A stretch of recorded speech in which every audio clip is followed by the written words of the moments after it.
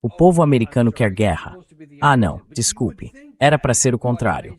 Mas é o que você pensaria se assistisse à mídia tradicional, porque a única coisa que ouvimos são todas essas pessoas repetidamente nos dizendo que precisamos de mais guerra com o Irã, que precisamos de mais apoio à Ucrânia e que, de alguma forma, elas acham que isso é América primeiro.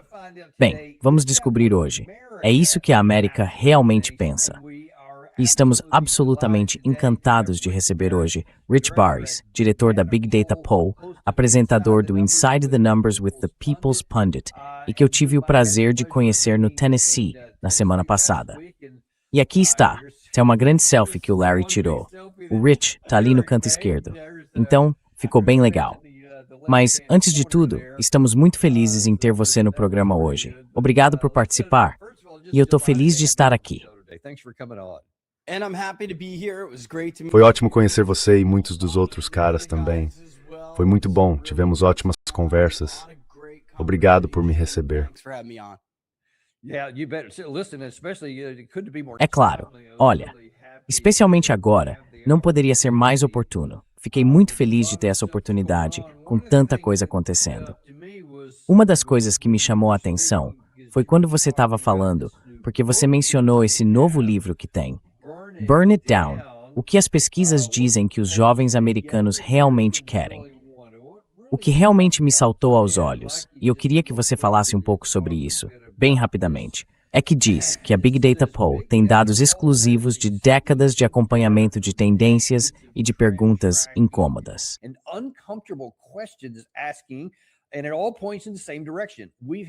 E tudo aponta na mesma direção. Tivemos uma reviravolta civilizacional. Os jovens acreditam que as instituições são vazias e que os sistemas são manipulados. A velha ordem se alimenta primeiro e chama isso de governança, enquanto os cidadãos saem prejudicados. A juventude percebeu isso e não vai mais aceitar. Isso certamente chamou minha atenção e gerou alguma empolgação aqui. Quando esse livro for lançado, acho que as pessoas já podem fazer a pré-encomenda agora. Se não na Analthua, enche na Amazon, certo? Pode sim. E no iproquintinho, hatons podsing. Paperback and Kindle are already available. I definitely encourage people to do it. Com certeza, incentivem as pessoas a fazer isso. É na pré-venda, ainda não está disponível, mas vocês vão recebê-lo no dia 22 de setembro. Mas a pré-venda é como garantir votos antecipados nas eleições, pessoal. Você garante as pré-vendas, coloca isso lá. E quer dizer, passou algumas semanas em primeiro lugar nos lançamentos mais quentes da Amazon. Então tenho esperança.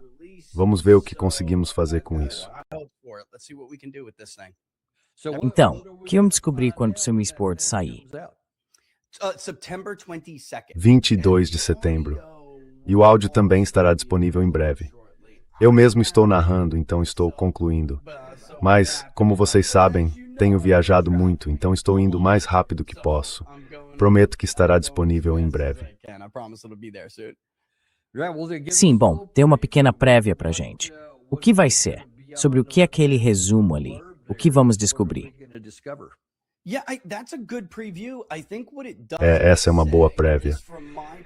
Acho que do meu ponto de vista, o que ela não diz é que eu queria tentar dar voz aos dois lados. Definitivamente dar voz ao lado mais jovem e ao lado mais velho, um pouco de alerta ou uma tentativa de entendimento.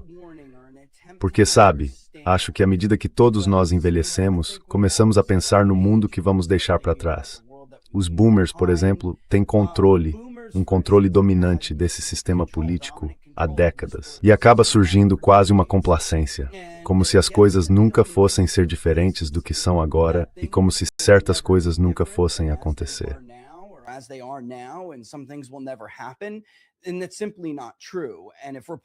E isso simplesmente não é verdade. E se os republicanos, se a direita, e Trump nos deu uma grande oportunidade de fazer isso em 24, se a direita não se posicionar para quando esse realinhamento geracional acontecer, se não se posicionar para ser a defensora dessa nova maioria, então será varrida do mapa. E isso será ruim. Então todo mundo está preocupado com a ascensão da DSA. Bom, pessoal, meses atrás, meu coautor Joshua Lysak e eu estávamos preparando este livro porque há muitos dados nele que reunimos e nunca divulgamos publicamente. Ele vai entrar em muito mais detalhes.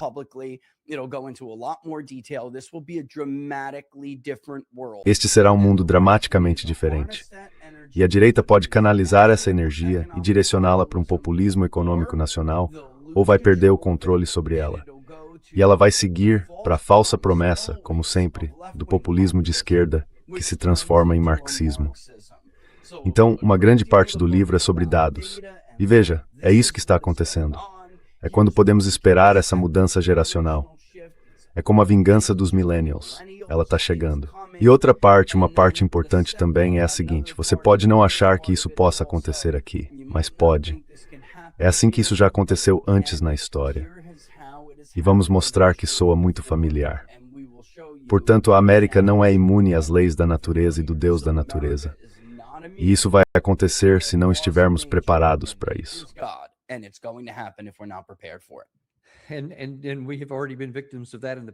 E nós já fomos vítimas disso no passado. E então acho que crescemos um pouco demais e pensamos que isso não se aplicava mais a nós. Mas estou tão ansioso para ler esse livro quanto qualquer outra pessoa, para entender melhor isso, porque posso observar as coisas ao meu redor.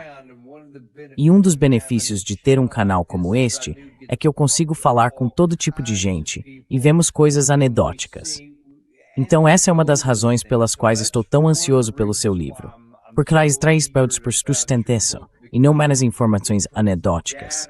Eu descobri se o que observei é tendencioso. We can find out if it's skewed or not from what I've observed. But one of the things I want to start with here. Mas uma das coisas pelas quais eu quero começar é o seguinte: vamos falar sobre o que alguns dos números realmente dizem sobre as guerras no Irã e na Ucrânia, sobre o que as pessoas realmente estão pensando.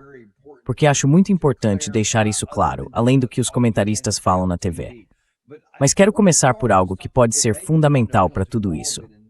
O atual presidente dos Estados Unidos, Donald Trump, e seu movimento MAGA.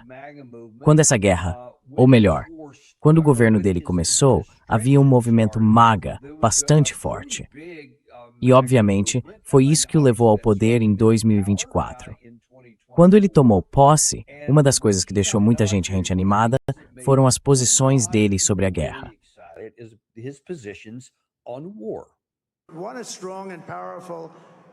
Que forças armadas fortes e poderosas. E idealmente não precisamos usá-las. Sabe, não tivemos guerras. Durante 4 anos, não tivemos guerras, exceto que derrotamos o ISIS. Derrotamos o ISIS em tempo recorde, mas não tivemos guerras. Diziam, ele vai começar uma guerra. Eu não vou começar uma guerra. Vou acabar com guerras. Vamos medir nosso sucesso, não apenas pelas batalhas que vencemos, mas também pelas guerras que encerramos. E talvez o mais importante, pelas guerras nas quais nunca nos envolvemos.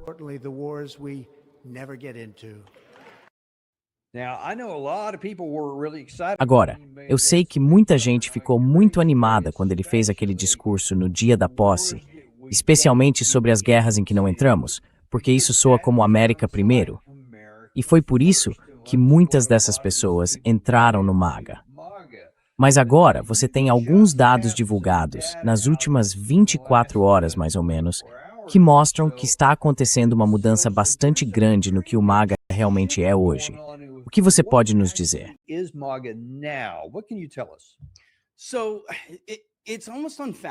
Então, é quase inconcebível para mim que a gente esteja tendo esta conversa depois de 10 anos de Donald Trump e dos trechos que você acabou de exibir. E sabe, estamos nesse ambiente e ouvimos o tempo todo as pessoas mais pró-guerra dizendo que Donald Trump sempre foi coerente, que ele sempre disse que o Irã não pode ter uma arma nuclear. E isso é simplesmente ridículo. Você e eu sabemos que é ridículo. Mas mais importante, as pessoas sabem que é ridículo. E, basicamente, a coalizão de direita se permitiu esquecer que o componente anti-guerra da plataforma MAGA, da plataforma América Primeiro, não é apenas um aceno superficial a isso. É um argumento de campanha.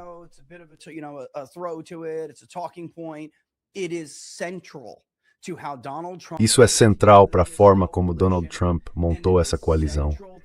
E é central para a forma como Donald Trump vence estados que outros republicanos não conseguem vencer. E talvez, mesmo quando conseguem, seja por uma margem apertada, enquanto Donald Trump os vence por mais de 13 pontos. Isso é essencial para entender como ele fez isso. E infelizmente os dados que acabamos de divulgar, não sei em que ordem você quer seguir, mas sinceramente o pior dado para mim, e que se conecta ao livro de que estávamos falando, é a perda que Donald Trump teve numa comparação direta entre seu índice de aprovação antes da eleição de 2024, que é um índice de aprovação retrospectivo, e o que ele é agora, em agosto. Aliás, este gráfico também é ótimo.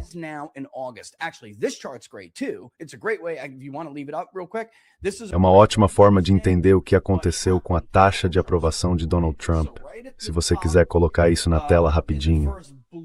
Logo no topo, no primeiro evento em azul, azul indicando que teve um impacto positivo e vermelho um impacto negativo, o que vocês estão vendo ali é esse recorde histórico que ele registrou cerca de um mês depois de assumir o cargo. E ele estava fazendo coisas que eram, quero dizer, vitória maga atrás de vitória maga, certo? As coisas do Doge. Ele estava fazendo coisas incríveis que a coalizão dele queria que ele fizesse. E com o tempo começamos a ver rachaduras com a questão Epstein. E isso é muito simples, quero dizer, não é o Epstein em si. Não é que isso fosse central para a questão.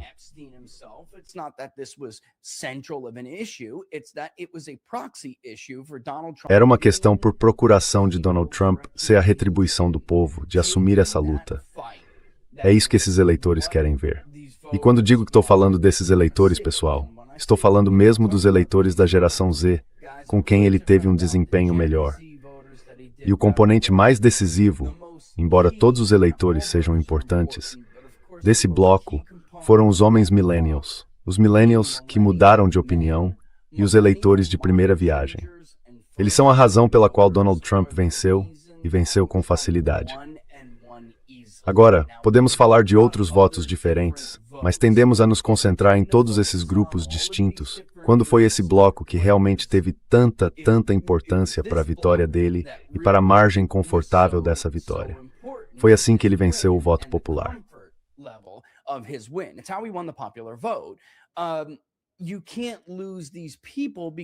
Você não pode perder essas pessoas porque, no fim das contas, mesmo que alguns argumentem que elas têm baixa propensão a votar, você não pode perdê-las.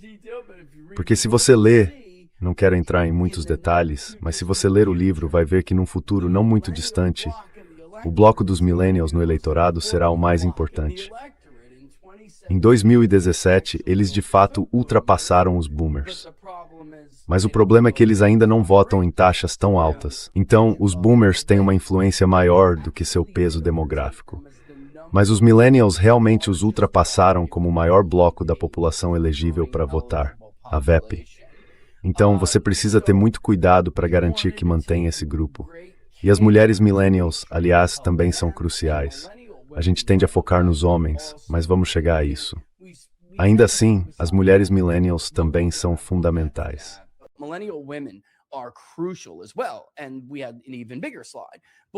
E tivemos uma queda ainda maior. Mas o que aquele gráfico mostra é que a questão Epstein acendeu um alerta para eles, como se algo pudesse estar dando errado aqui.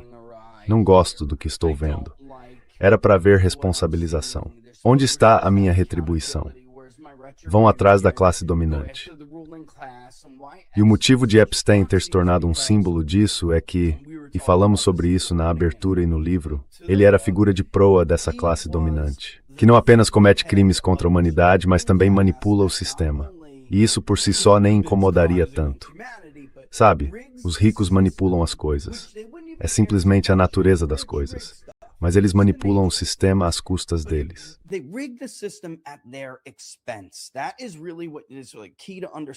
Isso é realmente o ponto-chave para entender a mentalidade deles. Não é só que o jogo está armado a favor deles. O jogo está armado e eles me prejudicaram de propósito. Certo? Então eles não podem armar o jogo sem me prejudicar. E eu queria que alguém fosse minha arma, meu martelo contra eles. Trump ficou muito frustrado e cometeu um grave erro de cálculo político, algo que Rush o alertou para não fazer antes de morrer. Era o seguinte: olha, Donald, você pode estar sob ataque de todos os grupos por aí, a mídia, os democratas, o FBI, a CIA. Eles não conseguem romper o vínculo que você tem com esses eleitores. A única pessoa que pode romper esse vínculo é você. Como você faz isso? Eu não sei.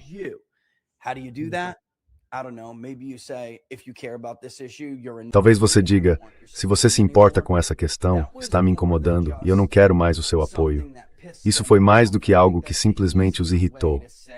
Acho que essa é a forma mais fácil de dizer, mas não é totalmente precisa. Isso os decepcionou, isso os feriu. É diferente. Traição é um golpe mais profundo. Você entende o que estou dizendo? Algumas pessoas pensam, bem, foi uma decepção. Claro, mas não é só isso. Estamos falando de traição. E há algo na ferida de uma traição que corta mais fundo, dói por mais tempo e leva mais tempo para cicatrizar. E isso aconteceu uma coisa atrás da outra. E logo depois, tivemos a Operação Martelo da Meia-Noite, que eles não apoiaram.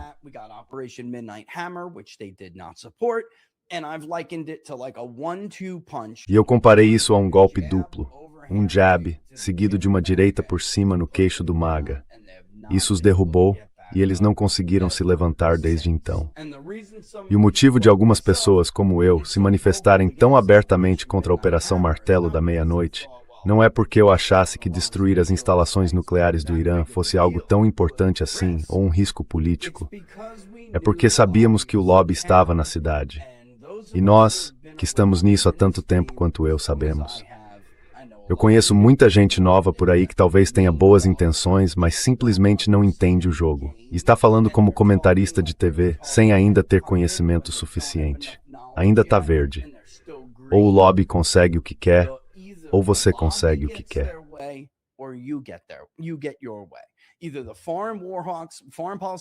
Ou os falcões da guerra na política externa vão ficar com a agenda, ou você vai ter a sua agenda doméstica.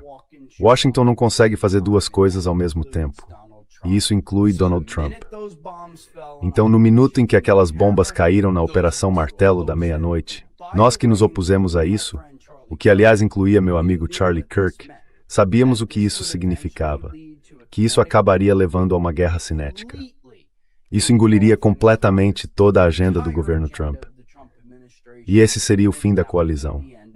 E infelizmente, se vocês colocarem o próximo gráfico, vão ver o que aconteceu com a coalizão. Ela foi completamente destruída.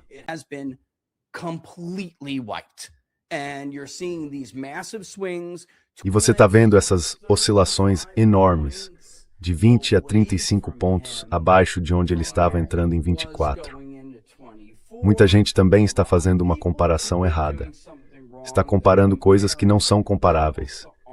Qual era a participação dele nos votos em novembro de 24? E qual é a aprovação dele agora entre esses grupos? Comparar grupos diferentes é comparar coisas que não são equivalentes. Nós fizemos isso.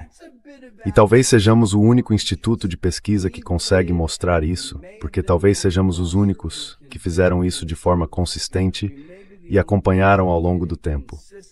Tínhamos uma taxa retrospectiva de aprovação, que perguntava, sabe, quando Donald Trump era presidente, olhando para o mandato dele, você aprovava ou desaprovava o trabalho que ele fez como presidente?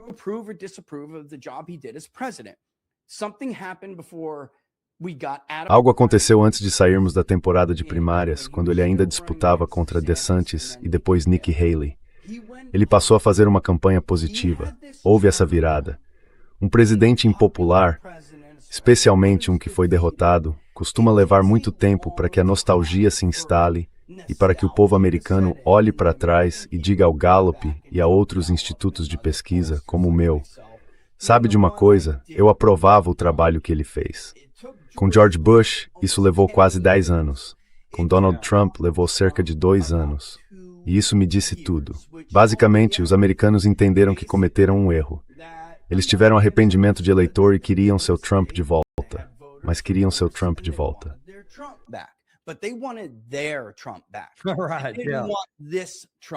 Eles não queriam esse Trump de volta, não essa nova versão neoconservadora de Donald Trump. Quer dizer, olhem essas viradas, pessoal.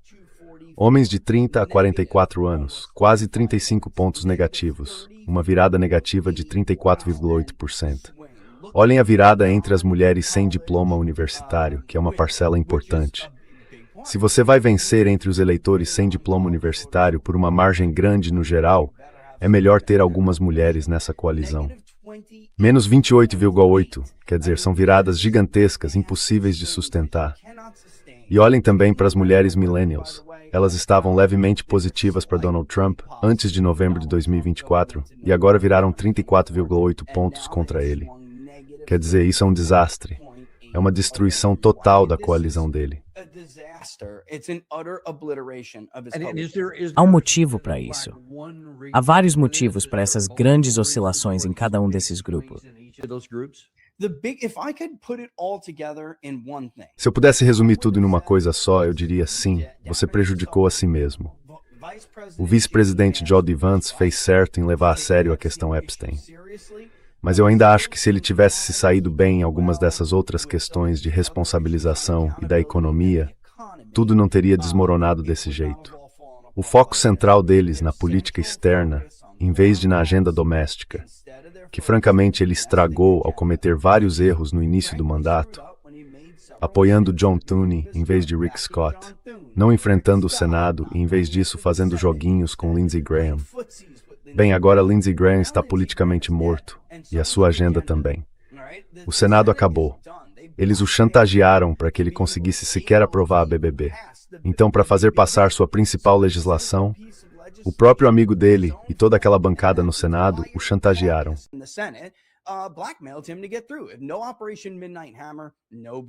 Sem a Operação Martelo da Meia-Noite, sem BBB. Então ele deveria ter enfrentado o Senado logo no começo, quando tinha capital político para isso, sabe? Não houve muito debate a respeito. Então alguns de nós tínhamos um plano e o teríamos executado. Ele teria vencido. Eles não teriam escolha a não ser capitular diante dele. Ele era popular demais. Agora ele desperdiçou todo esse capital político. E o principal, de novo, é que havia questões importantes que eles queriam ver. Responsabilização por alguns desses outros assuntos. Tivemos um caso de Fauci bem em evidência na semana passada, que deixa os eleitores ainda mais indignados.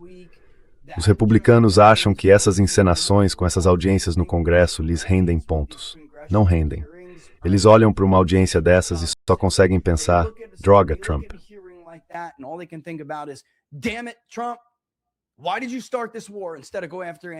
Por que vocês começaram esta guerra em vez de ir atrás de Anthony Fauci?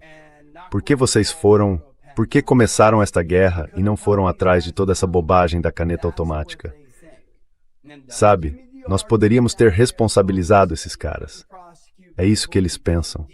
E não me venham com o argumento de que ele não podia processar pessoas porque o sistema de Washington DC é corrupto. Ora, não me diga.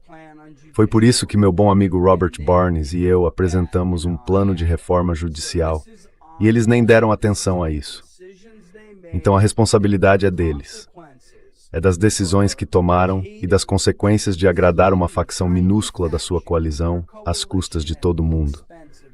Há consequências para isso e, infelizmente, agora eles vão ter que conviver com essas consequências.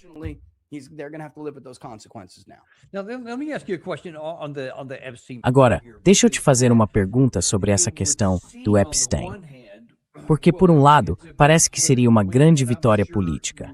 E tenho certeza de que você estava transmitindo isso ao Jim. Não poderia ter sido uma grande surpresa que as pessoas buscassem responsabilização e assim por diante, por parte dessa instituição. E ele não fez isso. Agora conversamos com outras pessoas e, se isso estiver fora da sua área de especialização, é só me dizer. Mas elas dizem o seguinte: ele tinha outras pressões do outro lado, porque havia vários amigos dele envolvidos em algumas dessas coisas. E se ele abrisse tudo isso completamente, eles poderiam cair. E alguns dos envolvidos poderiam, imagino, refletir negativamente sobre ele. Ou essa era a preocupação dele. Como você acha que isso poderia ter influenciado a decisão tomada? E ele teria caído se alguns amigos dele tivessem sido envolvidos nisso e realmente pagado um Hall?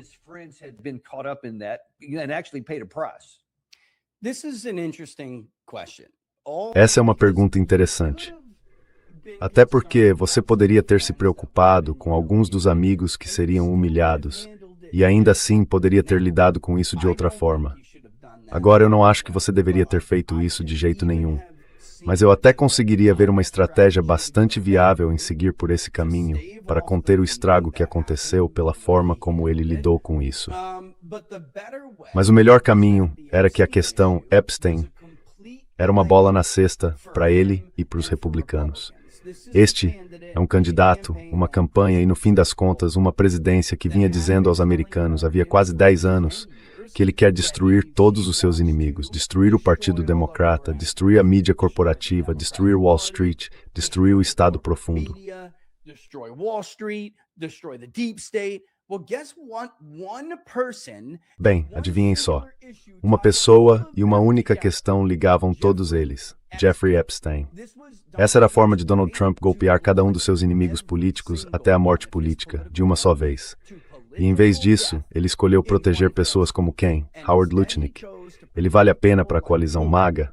Arrume um novo secretário, senhor presidente. Não sei o que dizer. Howard vai ficar bem. Ele é podre de rico. E havia outras pessoas por aí. Se ele realmente, de verdade, quisesse abrir mão da oportunidade de fazer tudo o que disse aos eleitores que faria, então ele poderia simplesmente ter dito: olhem, pessoal, sem insultá-los.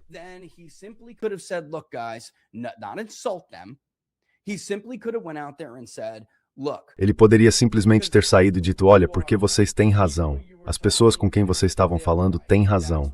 Foi por isso que isso aconteceu. Só para garantir que caso eu não tenha sido claro, o que eu não fui, quem quer que vocês tenham ouvido está correto. Era disso que se tratava. Não de Donald Trump tentando se salvar, tentando evitar constranger outras pessoas que, francamente, não mereciam isso.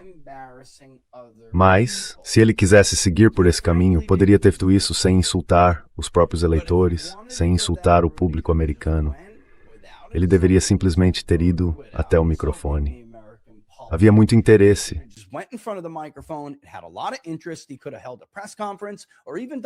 Ele poderia ter dado uma coletiva de imprensa ou até feito um pronunciamento no Salão Oval. E poderia ter dito: escutem, este é o mesmo FBI que tentou me incriminar por conluio com a Rússia. Este é o mesmo FBI que acobertou todos esses agentes corruptos. E poderia ter citado uma longa lista deles, com os quais todos nós tivemos de lidar ao longo dos anos. Este é o mesmo FBI que teve de incriminar Martha Stewart, porque são apenas egomaníacos que se preocupam mais em vencer o jogo do que com a justiça. Me deem um tempo. Não quero constranger pessoas inocentes e quero garantir que não prejudique ninguém que seja vítima. Mas quero ter certeza de que estamos protegendo as vítimas. Deem algum tempo ao meu Departamento de Justiça.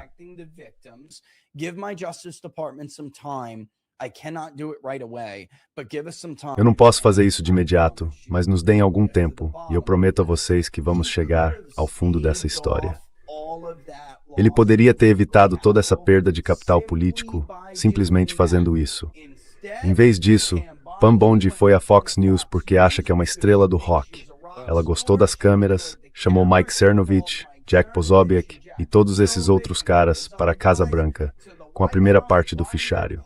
Disse a um monte de âncoras da Fox que a lista de Epstein está na mesa dela. Quer dizer, vamos lá. Isso é o mais impressionante sobre o Trump 2.0. Todas essas feridas políticas de que estamos falando, e muitas delas são graves, foram todas auto-infligidas.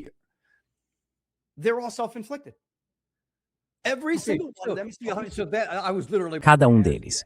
Então eu estava literalmente prestes a te perguntar: como isso pode acontecer? Como a Pam Bondi pode fazer todo aquele teatro e depois literalmente mudar de rumo e dizer: bem, na verdade não existe uma lista, sabe, naquela famosa reunião de gabinete? Porque isso fez, tô falando de gente da MAGA dizendo: ei, espera aí, foi para isso que votamos. Por que você está mudando de rumo e mantendo a Pam Bondi? Como isso aconteceu?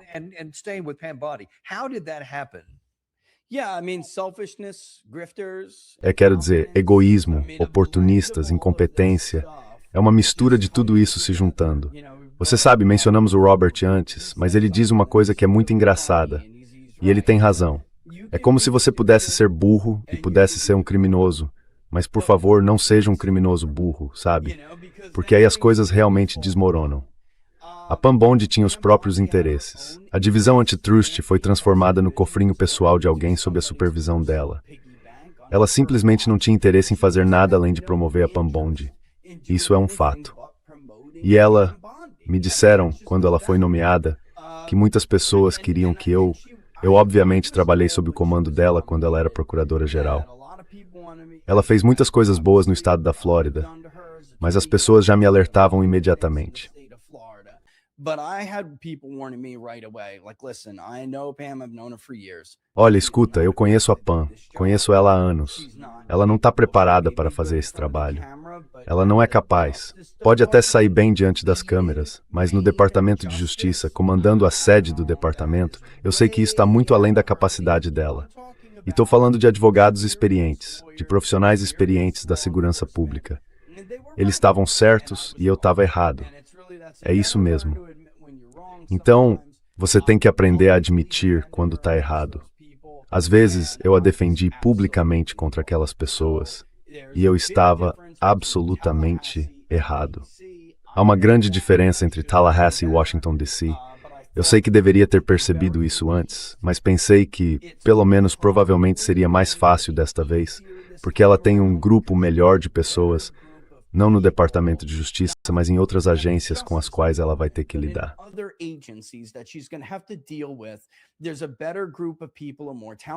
Há um grupo de pessoas melhor, um grupo mais talentoso, e elas vão ajudá-la ao longo do caminho. E infelizmente não foi isso que aconteceu. E eu comecei a ficar enjoado imediatamente, assistindo aquelas entrevistas na Fox News, porque ela, assim como Kristi Noem, estava mais preocupada com seu próprio capital político do que em promover a agenda do presidente. E quer dizer, a prova está aí. Os resultados falam por si. Ela deve ser a pior procuradora-geral que os republicanos já nomearam em muito tempo. Talvez tivesse boas intenções, mas você pode dizer o que quiser sobre Bill Barr. O sujeito era competente. Talvez não estivesse do seu lado, mas era competente. Essa não é uma pessoa competente.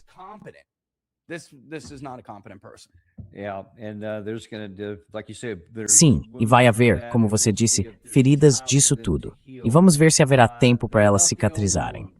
E não são as únicas feridas. Vamos mudar de assunto aqui.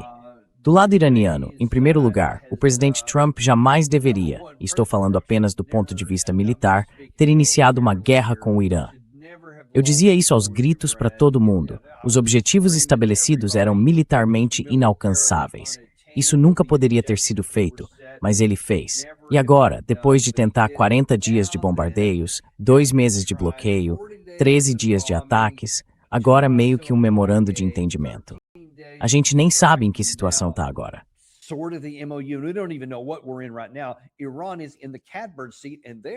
O Irã está numa posição muito favorável e está dizendo, olha, vocês têm que fazer todas essas coisas agora ou não vamos ter um acordo. E a única forma de o presidente Trump aceitar essas condições é se ele se submeter, e todo mundo vai ver que nós perdemos. E é claro, essa é a última coisa que ele gostaria de fazer. Mas ele está agora numa situação em que eles o mantêm preso e não há mais uma saída que permita salvar as aparências. Então o que ele vai fazer? Porque, e é sobre isso que eu gostaria que você falasse, o povo, e você me disse isso quando estávamos no Tennessee, o povo não era a favor desta guerra. Então, de novo, ele deveria ter percebido que essa não era uma jogada vencedora. Sim, deixe-me apenas começar dizendo que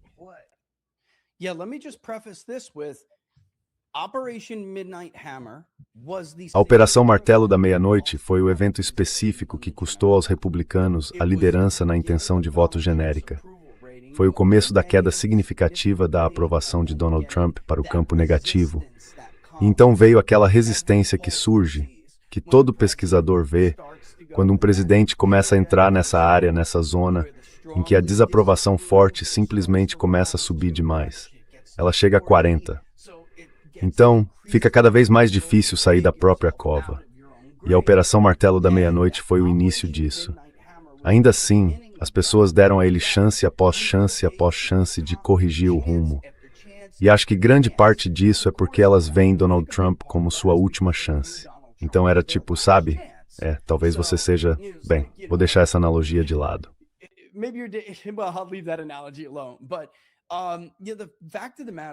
Mas o fato é que isso já estava em discussão quando estávamos chegando à hora decisiva. E ele ia tomar essa decisão.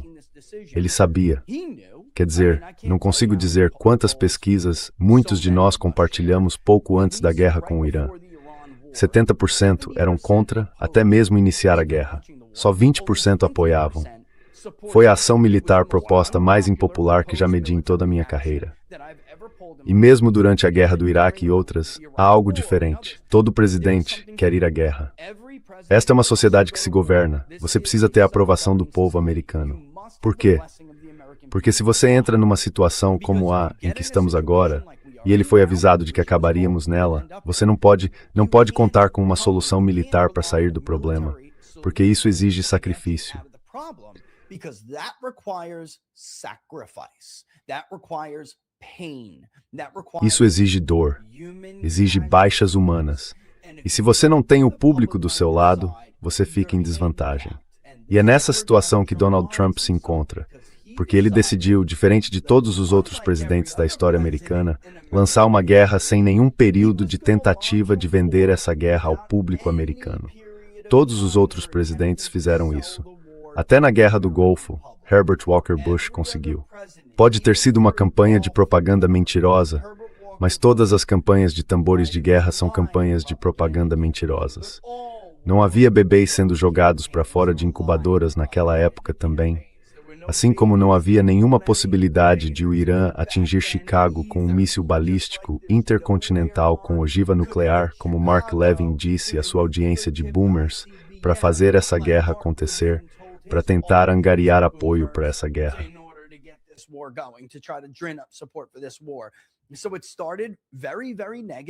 Então começou muito negativo. E depois, com todos os problemas que você acabou de mostrar na tela e mencionar, tivemos um período logo em seguida em que houve um efeito bem típico de união em torno da bandeira, especialmente entre os republicanos. E chegamos perto de talvez mais 9 pontos de oposição, mais 15 pontos de oposição. Sabe, 40% apoiavam, 55% se opunham. Números mais ou menos assim, mas isso sempre seria temporário. Se esse é o máximo que você consegue alcançar numa guerra, você está condenado. E foi isso que aconteceu. A partir daí, o apoio só começou a se desgastar. E adivinhe onde estamos agora de novo? 70% se opõem. Uau, 20%. 70% opposed, 20%, 70% opposed, 20% support. 70% eram contra, 20% eram a favor. E nós até fizemos pesquisas sobre os preços da gasolina e o impacto deles antes desta guerra. Daniel, fizemos pesquisas sobre quantas baixas americanas, e sei que há outro pesquisador que também fez isso, os eleitores estariam dispostos a tolerar tudo em nome dos objetivos estabelecidos para a guerra no Irã. Sabe qual foi a resposta? Uma. Sabe? Uma. Zero. Zero baixas. Os americanos diziam, não estou disposto a sacrificar um único militar ou militar americana dos Estados Unidos por esta guerra. A ameaça não existia para eles. Entende? Tipo, claro, você quer que o Irã obtenha uma arma nuclear?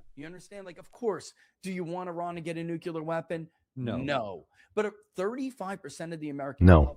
Mas 35% dos americanos nem sequer acreditam que temos o direito de dizer a outras nações que elas não podem ter uma arma nuclear. Parece que há um grupo de pessoas por aí que não entende, e eu tuitei isso ontem, que vocês não estão mais lidando com o eleitorado do pós-11 de setembro. E esses jovens, aos quais continuamos voltando e dando destaque, foram tão centrais para a coalizão de Trump, e precisam ser centrais para qualquer coalizão de direita daqui para frente, especialmente nos próximos 2 a 4 anos. Todo mundo vai ver o quanto é dramática essa ideia de que eles acreditam nos mesmos mitos em que todos nós costumávamos acreditar depois do 11 de setembro, certo?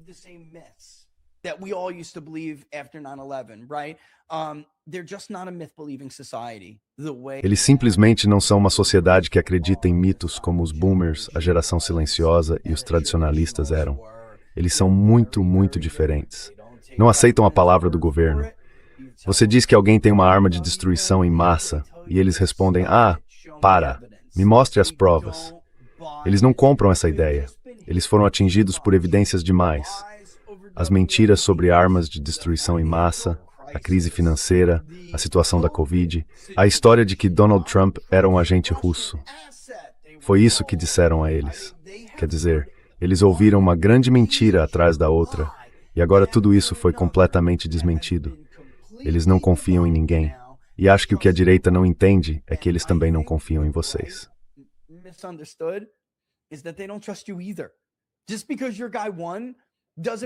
Só porque o seu candidato venceu, Não quer dizer que vamos confiar nele se ele disser que o Irã vai conseguir uma arma nuclear e explodir Israel.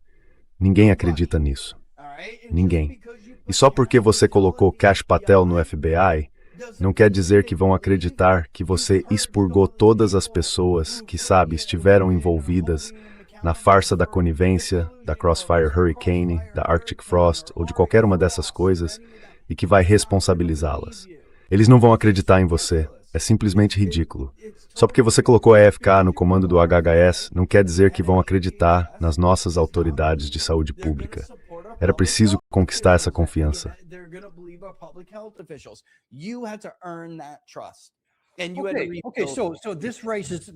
Certo. Então isso levanta outra questão. Quer dizer, assim como havia dúvidas sobre por que o presidente Trump seguiria o caminho que seguiu com os arquivos Epstein, sabendo de antemão o que isso causaria, temos que perguntar o mesmo aqui. Com uma rejeição tão grande, e ele fazendo campanha, quer dizer, estou falando desde 2015, 2016, e durante todo esse tempo, dizendo, estou fora dessas guerras estúpidas, e coisas do tipo. Isso conquistou muita gente. Eu fui uma dessas pessoas em 2016 que o apoiou por esse motivo. Com esses dados de pesquisa já disponíveis, especialmente depois da Operação Martelo da Meia-Noite, por que ele arriscaria isso agora? O que ele ganha com isso?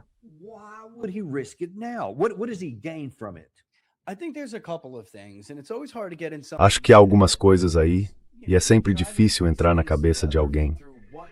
Mas você tenta juntar as peças pelo que observou pessoalmente, pelo que aprendeu conversando com outras pessoas e olhando para o contexto e para a sequência de acontecimentos que se desenrolou.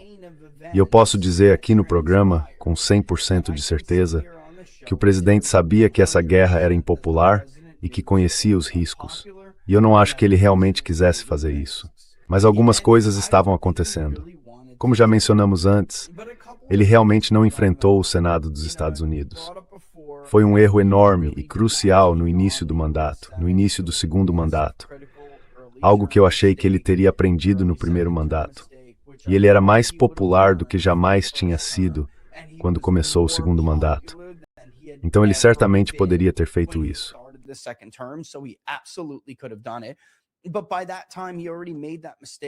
Mas a essa altura, ele já tinha cometido esse erro. E já estava numa situação muito difícil, especialmente com a liderança republicana no Senado. Na Câmara, não era um problema tão grande, mas no Senado era. E isso frustrava, porque ele não conseguia aprovar parte da sua agenda doméstica. Como eu disse antes, muitos senadores republicanos diziam: "Senhor presidente, eu nem vou votar no BBB, a menos que o senhor bombardeie as instalações nucleares do Irã." Ele lhes deu a capacidade de, na prática, chantageá-lo politicamente. E isso é trágico, mas era esse o ponto em que ele já estava. E então houve uma série de coisas, decisões ruins de juízes. Ele estava muito, muito frustrado. Aí o lobby israelense chega com tudo à cidade na primavera. Em março, o cessar-fogo em Gaza terminou.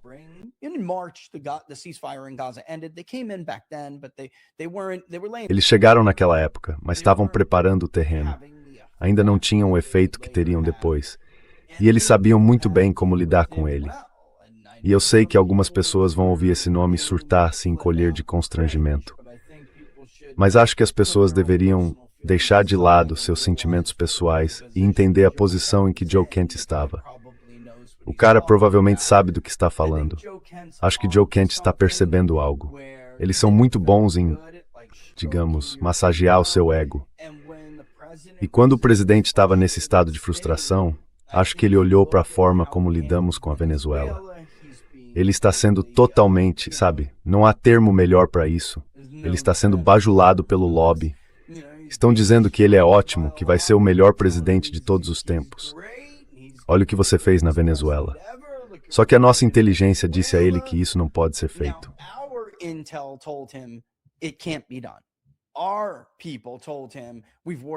Nossa equipe disse a ele: já simulamos isso 1 milhão de vezes.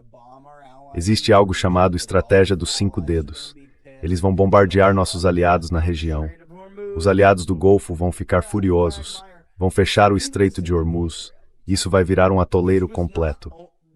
Ele ouviu a inteligência israelense, que nem sequer era unânime do lado israelense. Quer dizer, foi isso que aconteceu. E ele ouviu idiotas como Lindsey Graham e Mark Levin. Quer dizer, eu odeio dizer isso, mas às vezes o presidente simplesmente gosta de você quando sente que você está do lado dele e está dizendo o que ele quer ouvir. Às vezes, ele não gosta de você quando você está sendo honesto e dizendo não o que acha que ele quer ouvir, ou o que faz com que ele fique satisfeito com você, mas o que você acha que é a verdade.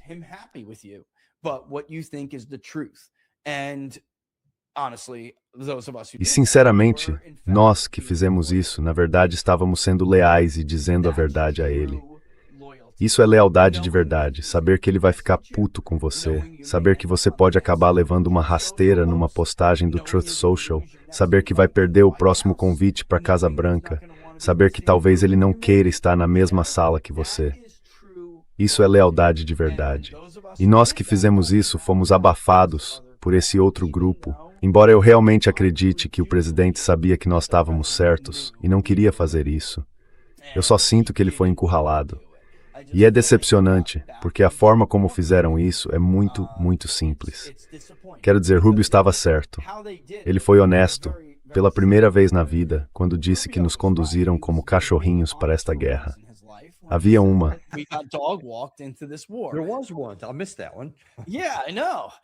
Eu perdi essa. Eu sei. É incrível. E eu convivi com Rubio como meu político por anos. Estou dizendo, esse foi um momento raro em que Rubio foi uma sinceridade total. E a resposta para isso era simples. E daí? Vá lá e faça. Boa sorte. Nós não tínhamos absolutamente nenhuma obrigação. Eles não são uma nação aliada membro da OTAN. Nós não tínhamos absolutamente nenhuma obrigação de ajudá-los. E é isso. Desculpe, mas a esta altura, sabe, Israel é uma história à parte. Mas acho que eles selaram seu destino neste país, no que diz respeito a como será no futuro a relação entre os Estados Unidos e Israel. Mas Israel, a relação dele com Israel, é algo de outro nível, que vale a pena analisar para entender por que a coalizão dele está onde está. Porque muitos desses eleitores sentem que ele escolheu um lobby estrangeiro em vez deles.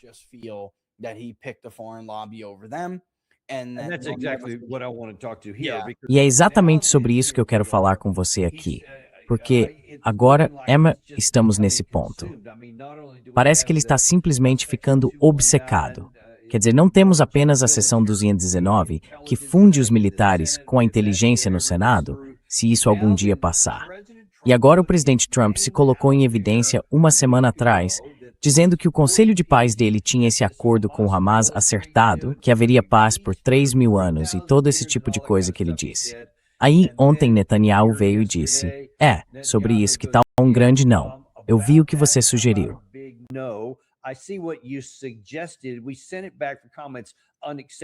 Nós devolvemos para comentários, sem aceitar. E então ele disse ontem, num programa de televisão em hebraico, escuta, eu adoro o presidente Trump. Ele é um cara ótimo. Vou fazer o que vou fazer aqui. Nunca vou aceitar uma solução de 2 estados. Nunca vou deixar o Hamas e nunca vou deixar o Líbano. Então, é uma contradição direta na cara ao presidente Trump. Agora ele está entre a cruz e a espada, porque até o plano de paz dele não vai funcionar. Ele continua preso no Irã. O que ele vai fazer lá? Como isso vai se desenrolar?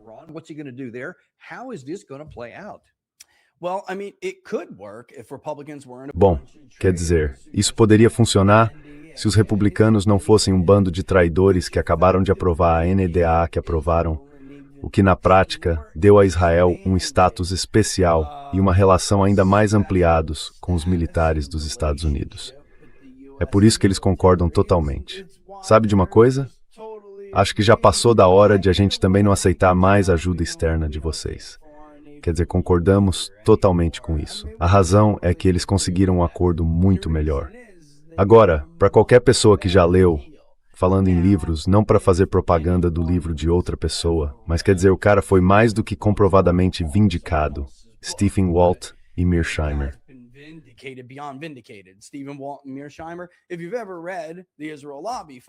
Se você já leu O Lobby de Israel, pessoal, sabe que coisas assim vêm acontecendo há muito tempo, só não nessa proporção.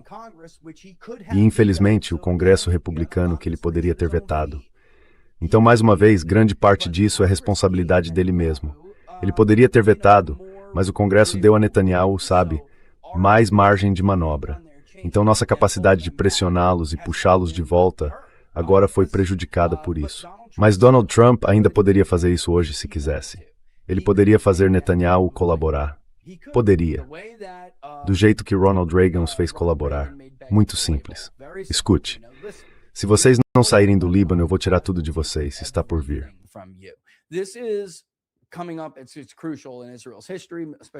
Isso é crucial na história de Israel, especialmente na história militar.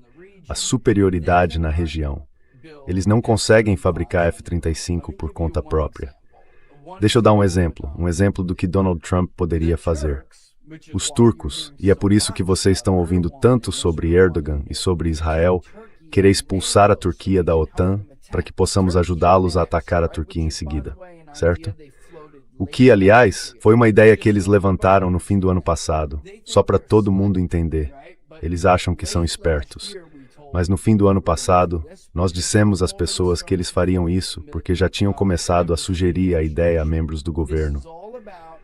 Tudo isso é sobre a Turquia não precisar mais de um F-35 e conseguir entregar sua própria versão para si mesma. E o primeiro lote de 10, acho que já faz cerca de um ano.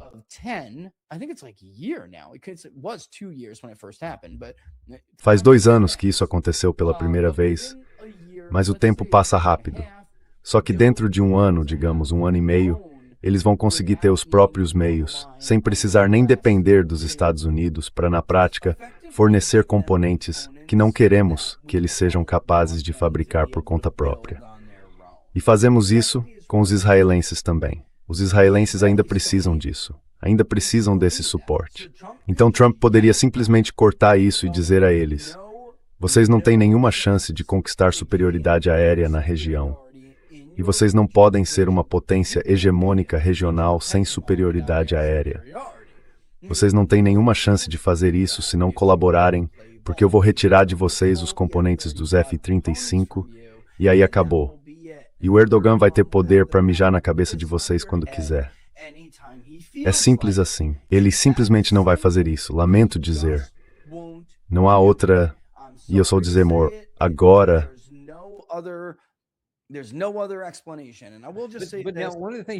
Uma das coisas que você me mencionou no Tennessee, e por favor aprofunde isso aqui, foi que as pesquisas mostram que fazer exatamente o que você acabou de dizer seria politicamente vantajoso para Trump. E de novo, preciso perguntar, por que ele não fará o que parece ser politicamente benéfico para ele? Ele sabe disso, e todo o Congresso republicano também sabe. Talvez as pessoas saibam disso, talvez não.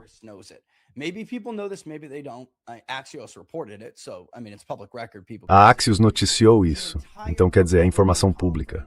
As pessoas podem ver. Toda a bancada republicana recebeu uma apresentação sobre uma série de pesquisas e tendências, incluindo as pesquisas do último ano de que tínhamos falado, mostrando que eles tinham um problema com Israel entre qualquer pessoa com menos de 50 anos. Bem, adivinhe só. Agora é qualquer pessoa com menos de, 62 anos. E isso só continua caindo, piorando. E eu não quero dizer qualquer pessoa. São, na verdade, os eleitores de direita. Estou falando dos próprios eleitores deles. Todo o resto, o centro e a esquerda, considera Israel um pária neste momento. Há um grupo de eleitores neste país que ainda apoia Netanyahu e ainda apoia Israel. Os conservadores boomers da Fox News. E é injusto, nossa, boomers. É injusto dizer boomers porque, na verdade, os conservadores boomers nem sequer são a maioria dos boomers. Então é uma fatia minúscula, e o presidente sabe disso. É por isso que de vez em quando surge uma manchete de política de espetáculo em algum veículo de imprensa, dizendo que ele surtou com Netanyahu.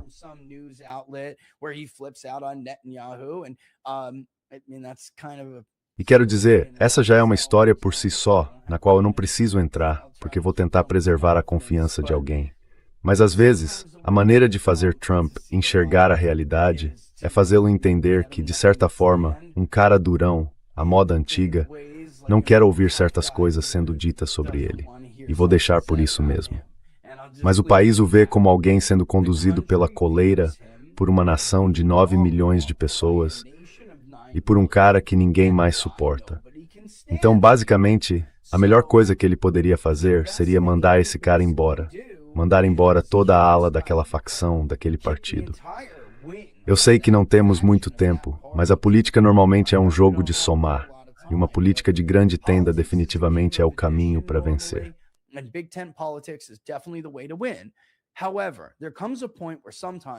No entanto, chega um ponto em que, às vezes, uma facção da sua coalizão está, na verdade, tirando mais do que acrescentando, porque ela impede que você recupere o apoio de outras pessoas ou conquiste o apoio de novas pessoas. E os neoconservadores, neste momento, são um peso para a coalizão republicana. Estou dizendo a todos vocês agora, esses eleitores, especialmente os eleitores millennials, nunca, jamais, vão entrar em uma coalizão e aceitar fazer parte da mesma coalizão que os neoconservadores de novo. Nunca mais. Eles nunca vão perdoar Israel pelo que, na visão deles, foi o sequestro da presidência deles, da última chance que tinham de dar a volta por cima no país. Isso nunca vai acontecer. E Israel só vai continuar ficando mais impopular com o passar do tempo. E, na prática, é um pária político neste momento.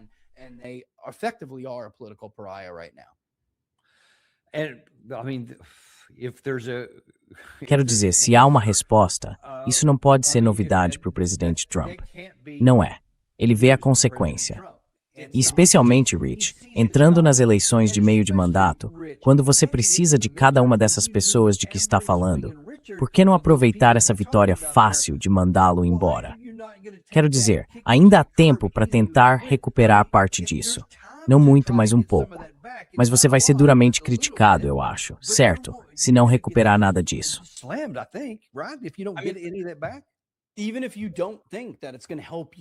Mesmo que você não ache que isso vai ajudar você a vencer, neste momento você precisa tentar reduzir os danos. Pessoal, os republicanos estão realmente em desvantagem em estados como Ohio. Sherrod Brown vai vencer a essa altura. Isso é uma catástrofe. E, aliás, não deveria ser algo que surpreendesse todo mundo. Quando você diz algo assim, a maioria do pessoal do MAGA, o que restou do MAGA, vai dizer algo como, bem, Donald Trump venceu lá por mais de 13 pontos. Não tem como, certo? Mas Bernie Moreno só venceu por 3,5 pontos quando estava na cédula. Certo, Donald Trump é um fenômeno diferente. Ele é um caso à parte. Ele é uma coisa própria. Todo mundo deveria ter gravado na cabeça depois de 2024 que isso é ótimo.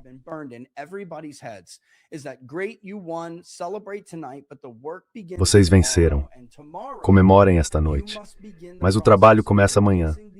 E amanhã vocês precisam começar o processo de convencer esses eleitores de que Donald Trump é o Partido Republicano. De que a plataforma de Donald Trump, a plataforma real dele, não essa porcaria falsa de um novo MAGA impostor.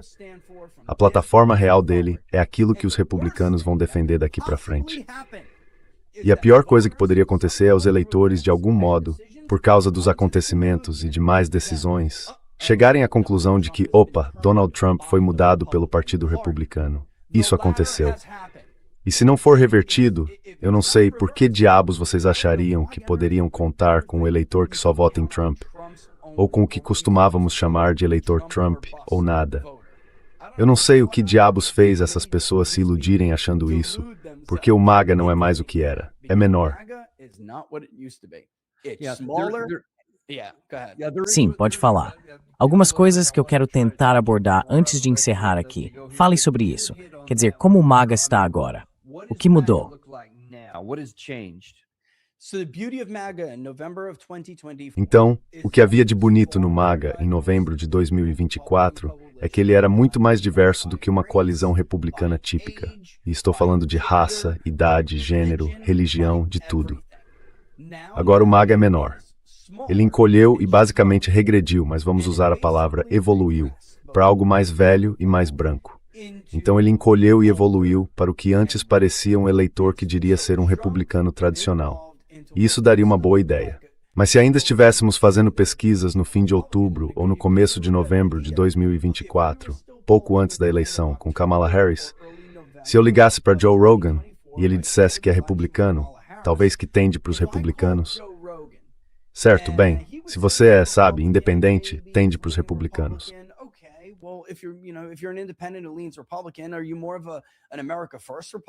Você é mais um republicano do América Primeiro ou mais um republicano tradicional?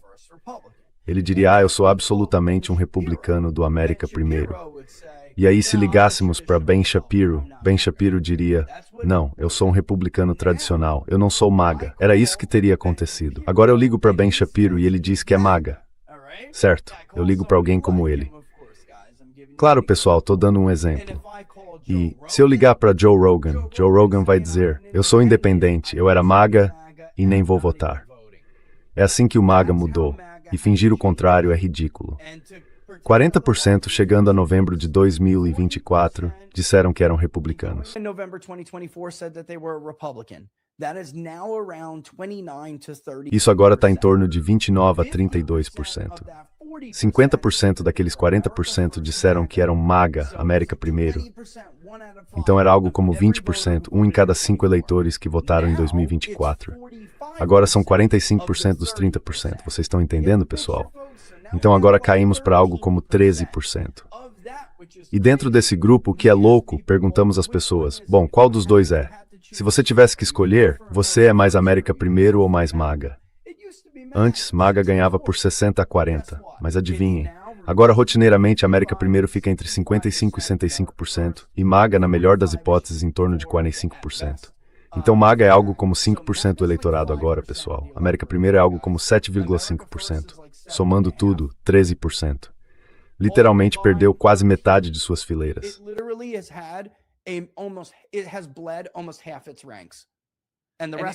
E o restante deles provavelmente é independente.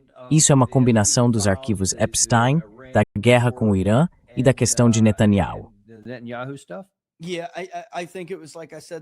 Eu acho que foi, como eu disse, aquele golpe duplo que resolveu tudo. Resolveu tudo. Uau. Foram 2 golpes que deixaram essa coalizão estirada no chão e o juiz está contando desde então. O juiz provavelmente contou até 1000 e eles continuam nocauteados. E esses idiotas ainda estão batendo palmas como focas, como se tudo isso estivesse indo muito bem. Sinceramente, é hilário.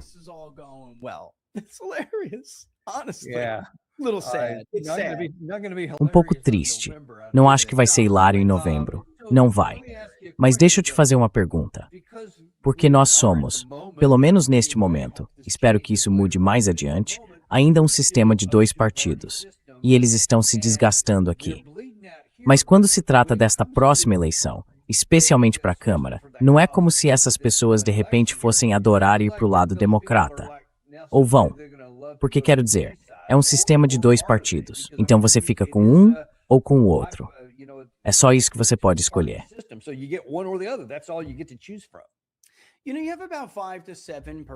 Sabe, no geral você tem cerca de 5 a 7% que provavelmente vão votar no democrata. E vai ser pior em alguns estados como o meu, infelizmente. E só para todo mundo entender, vocês acham que eu gosto de dizer coisas assim? É melhor pensarem de novo, eu não gosto. Eu tenho filhos. Acabei de construir uma casa num estado onde os republicanos vão ser completamente varridos. E agora esse governador lixo, que eu não suportei por 4 anos, vai ser meu senador. Porque os republicanos fizeram isso e o governo fez isso. Michael Whatley está perdendo de 15 a 20% do voto republicano para Roy Cooper. É nojento. Vai acabar como no caso do Shapiro, em que ele consegue uns 16% desses votos.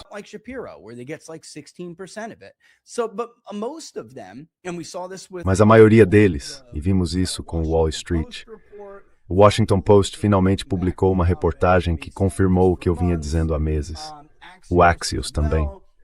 Agora eles estão começando a vazar informações porque todos estão começando a apontar o dedo uns para os outros e o jogo de empurra das culpas começou.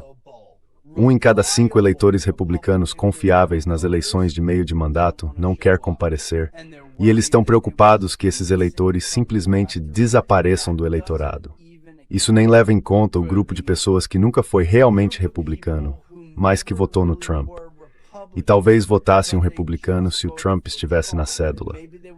Esses eleitores de que acabei de falar deveriam ter sido a prioridade número 1 deles. Convertê-los em republicanos de vez e transformá-los em eleitores mais propensos a votar, mais confiáveis.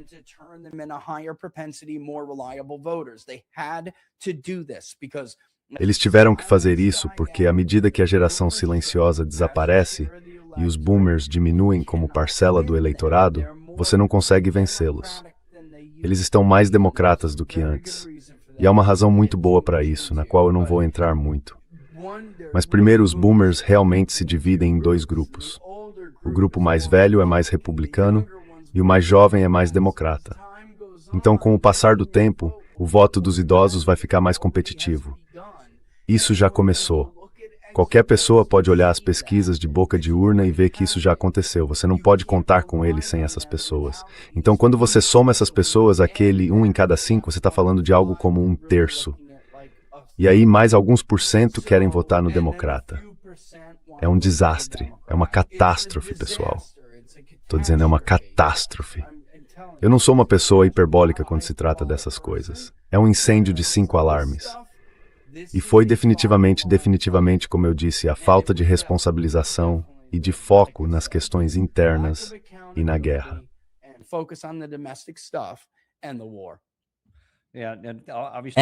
E obviamente na política, muita coisa pode mudar de agora até novembro. Mas se você tivesse que fazer uma previsão hoje, como acha que vai ficar a Câmara? Já era. Já era. Quer dizer, eu nem vou dar atenção a alguns dos pensamentos delirantes que tenho visto nas redes sociais. Os democratas já representam mais de 50 dessas 77 cadeiras que estão entre R+4 e D+4. Eles vão ganhar todas. Quer dizer, qualquer um pode olhar o que aconteceu em 2018. Gente, a aprovação do Trump era maior em 2018. E nas nossas pesquisas, a vantagem deles na intenção de voto genérica não chegava nem perto de ser tão grande quanto é agora. É um desastre prestes a acontecer. E não é só retórica. Eles vão ter que fazer algumas coisas aqui, só para reduzir a diferença de entusiasmo. A insatisfação republicana é real. Eles precisam despertar as pessoas.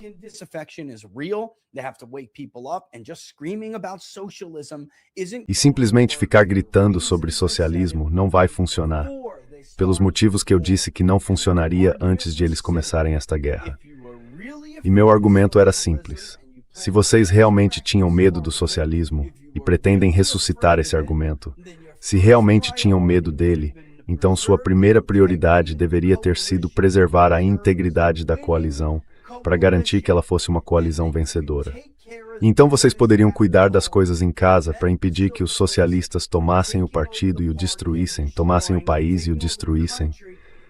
Vocês sempre colocariam isso acima das necessidades de uma nação estrangeira. Então agora, vocês parecem mentirosos. Todo mundo consegue ver isso. Então, deixa eu te fazer uma pergunta sobre esse ponto, porque aqui eu só tenho a minha própria perspectiva. Eu não sei, mas quando vi o Trump atacando essa questão, não como socialista, mas como comunista, e dizendo algo como, o pânico vermelho voltou, eu meio que revirei os olhos. Isso está repercutindo entre os eleitores? De jeito nenhum.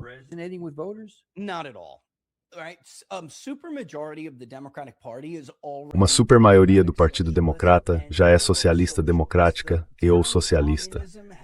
O termo comunismo foi usado em excesso, talvez até mais do que antissemita, o que é realmente difícil de superar.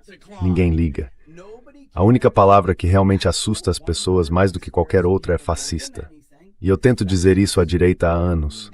Vocês precisam tomar o controle desse termo e dessa palavra da esquerda. Especialmente considerando que o fascismo é, na verdade, uma ideologia socialista. Ele não tem nada em comum com a direita americana, nem sequer se aplica, mas eles não fazem isso, e simplesmente continuam com aqueles argumentos idiotas e batidos que não fazem sentido nenhum. Não vai funcionar. Entendi. Certo. Bem rápido, as duas últimas coisas, e não vamos gastar muito tempo nisso. Mas eu quero saber, qual é a posição da opinião pública americana sobre a guerra na Ucrânia? Então é simples. O público americano elegeu Donald Trump, em parte, por causa disso. É claro que a plataforma anti-guerra tem um peso enorme. O que o próprio Donald Trump, pessoal, prometeu fazer na Ucrânia? Acabar com a guerra na Ucrânia em 24 horas. É isso mesmo. Essa não é uma guerra popular. Não importa se o seu influenciador favorito nas redes sociais acabou de receber dezenas de milhares ou até milhões da Ucrânia para ir até lá, sendo com o presidente Fedorov que eles são populares. Ninguém se importa com a Ucrânia. Esse medo da Rússia acabou, pessoal. Sigam em frente. Russia scares over, guys. Move on. Another potential win for President Trump if he just follows. Outra possível vitória para o presidente Trump se ele simplesmente seguisse esse caminho. A última coisa sobre a qual quero falar com você. Com tanta insatisfação e até divisão dentro do Partido Republicano, eu não sei o quanto isso é forte na esquerda. Não falamos muito sobre isso. Com esse possível novo movimento, com Marjorie Taylor Greene falando sobre isso, ela esteve no programa hoje mais cedo e falou um pouco a respeito. Há espaço, nesse cenário, para esse grupo formar algo novo? É possível que haja uma nova terceira via? Ah, sim. There is. Now, can it win? Agora, isso pode vencer? Essa é uma história totalmente diferente, mas pode impedir. E aqui está. Nós fizemos isso só para dar às pessoas uma resposta bem rápida, porque eu sei que seu tempo está acabando. Nós testamos Massie concorrendo como candidato independente de um terceiro partido. Testamos os dois. Fizemos Tucker com Joe Kent. Vamos fazer Joe Kent de novo, sozinho, como independente. Já fizemos vários desses cenários, eu até vou testar Vance como independente, com Rubio como indicado republicano. E aqui está o ponto principal quando se trata desse caminho Tucker-Kent. Eles tiraram votos igualmente dos dois partidos, o que eu achei muito interessante. E às vezes você precisa olhar dentro dos números. É por isso que chamamos assim.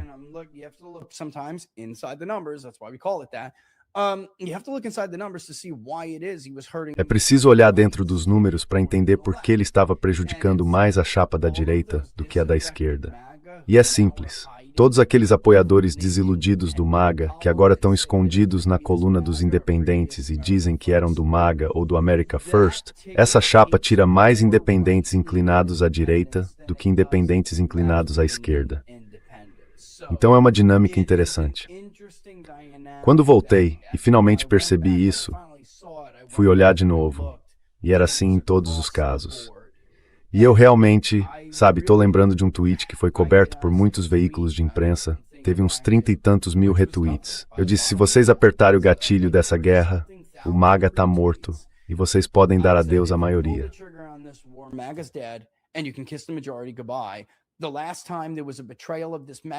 A última vez que houve uma traição dessa magnitude foi em 1992. E isso provocou a ruptura da traição do leiam meus lábios sem novos impostos. Dividiu a direita. Uma parte se separou e formou a coalizão de Ross Perot, e ele ganhou 20% dos votos. Isso parece que a direita deveria agradecer a Deus por Tucker não estar concorrendo. E eu sei que ele não vai concorrer, mas agora alguém vai. Isso pode fazer aquela ruptura da coalizão de Ross Perot parecer um corte de papel. Isso pode ser Perot com esteroides. O vice-presidente Vance, se quiser ser presidente, precisa consertar isso. Eles não conseguem sustentar isso. Simplesmente, não há como eles se darem ao luxo de perder uma parte tão grande da sua coalizão e ainda terem alguma esperança de vencer.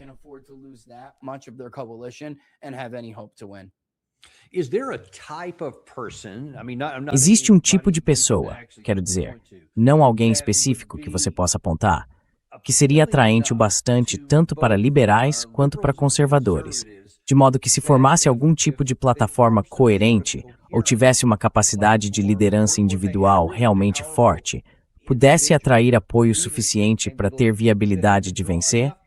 Isso é sequer possível no ambiente atual? Bem, eu acho que sim.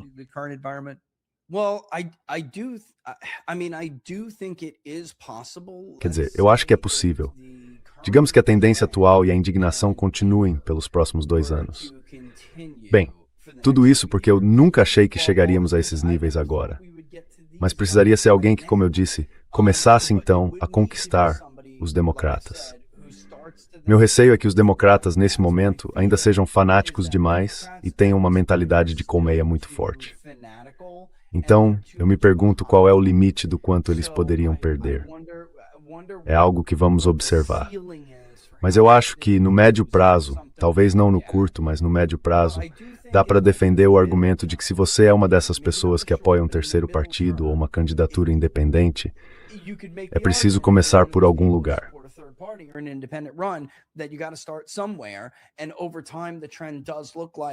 E com o tempo, a tendência realmente parece ser que o Partido Democrata vai reduzir sua parcela do eleitorado pela metade. E é verdade, eles vão manter a parte deles e a direita vai manter a dela. E é verdade, eles vão manter a parte deles, mas vai surgir uma maioria, um grande consenso no centro se isso continuar. E será formada por quem rejeita parte do corporativismo do Partido Democrata. E então essa questão da AIPAC é um problema enorme. Também será a direita que rejeita essa grande defesa enganosa de um tipo de quase capitalismo, sabe, o pequeno sujeito que acaba sendo esmagado por ele. Certo.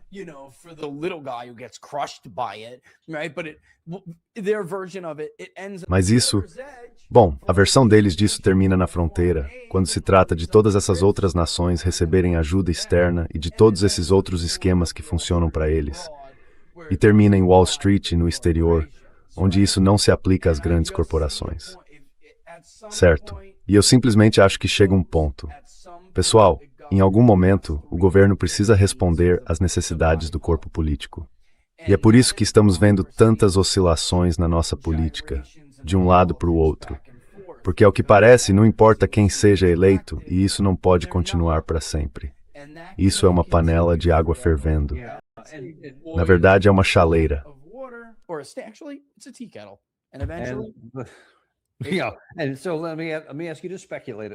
Então, deixe-me pedir que você especule um pouco sobre isso. Mas eu me preocupo com isso, especialmente se você estiver certo, e não há motivo para pensar que não esteja, sobre o que vai acontecer em novembro de 2026. Eu temo que possamos ver uma coalizão, uma combinação de algumas forças ruins aqui. Primeiro, os democratas vão estar buscando vingança política. Provavelmente vão colocar Trump, talvez sofrendo impeachment de novo. Todas essas investigações, seja lá o que for, nada vai ser feito. Então as pessoas vão ficar irritadas com isso. Ao mesmo tempo, por causa das guerras que o presidente Trump começou, poderíamos estar numa depressão econômica de verdade. Poderia haver grandes problemas econômicos no mundo todo, não apenas aqui. E esse caldeirão fervendo pelos próximos 2 anos, rumo a 2028, quer dizer, como você acha que isso poderia se desenrolar de maneiras bastante desagradáveis?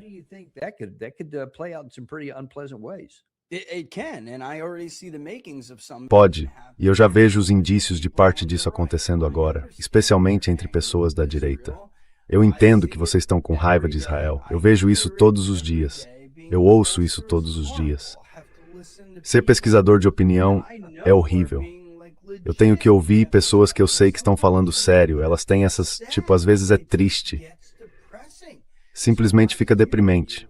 Então eu entendo vocês. Eu entendo que vocês estão de coração partido, mas isso não significa que vocês tenham que aderir a uma mensagem pró-Islã, que é uma coisa estranha que estou vendo na direita. Parece que as pessoas estão abraçando os mulás com força. Ambas são filosofias orientais, e os Estados Unidos não vão sobreviver integrando nenhuma das duas. As duas têm que desaparecer, e o país só vai sobreviver se formos uma nação ocidental, predominantemente cristã.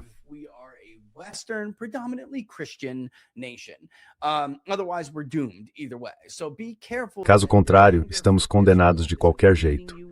Então tome cuidado para que sua raiva contra Israel não esteja levando você a acreditar em coisas realmente estúpidas. E aí a esquerda sempre, Daniel, a esquerda sempre me assustou. Sempre. Essas pessoas, elas não só ficam por aí matando meus amigos, como também se tornam violentas em massa, em grande número, em grupos. Elas ficam violentas quando não conseguem o que querem, mesmo que seja pelos mecanismos do governo democrático que elas dizem defender, certo? Elas perderam abertamente em 2020 e viraram carros. Era o processo democrático acontecendo, que elas supostamente apoiam, mas aí decidem incendiar tudo.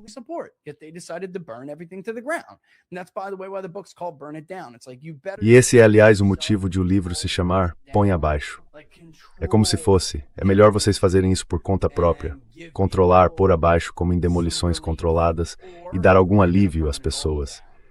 Caso contrário, elas vão pôr tudo abaixo. E todos nós vamos junto. E sabe, se você é republicano, isso não vai deixar de acontecer. Um terceiro partido pode surgir e causar estragos. Vocês não são divinos, não são imortais, são apenas uma instituição. Todas as instituições acabam ruindo, mais cedo ou mais tarde. O mesmo vale para os democratas. Nós não estamos isentos. Isso pode acontecer conosco e vai acontecer. Aliás, vai acontecer se isso não mudar. É realmente simples assim. E há malucos na direita e malucos na esquerda. E isso tira o meu sono.